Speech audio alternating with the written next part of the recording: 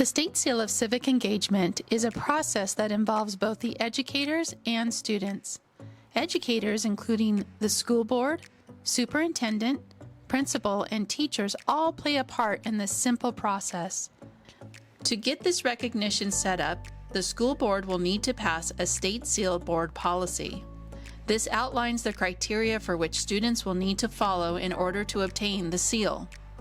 Luckily, the Department of Education has already set up a set of criteria for which schools can model, and CEC even has a set of sample board policies which each district can modify to meet their needs. Next, the school will need to identify a site lead that can act as a mentor towards students and a liaison between students and their school and/or community. This site lead does not have to be a particular person at the school. The site lead can be a history teacher, like at Sanger High School, where they're already helping their students understand democracy.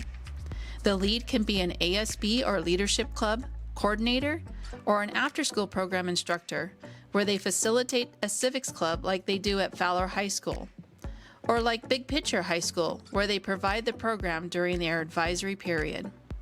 Wherever your school decides to provide civic education, those leads need to work with their students to start researching a school or community problem, plan a project that addresses this need, network with schools or community partners, develop and facilitate the project, and reflect or present back to the school or community. Lastly, a lead or team at your school needs to develop both an application and a review process for the students to apply. Once the school receives the State Seal applications and chooses which ones have met the criteria, those students' information is then forwarded to the State Department of Education so that the students may receive their seal at graduation. All high school students from 9th to 12th grade can work on their State Seal of Civic Engagement, but it's not until their senior year when they can actually apply for the seal. Demonstrating a competent understanding of the Constitution, government, and democratic principles is the Department of Education's second criteria, and this criteria is typically met when the student passes their high school history and government classes.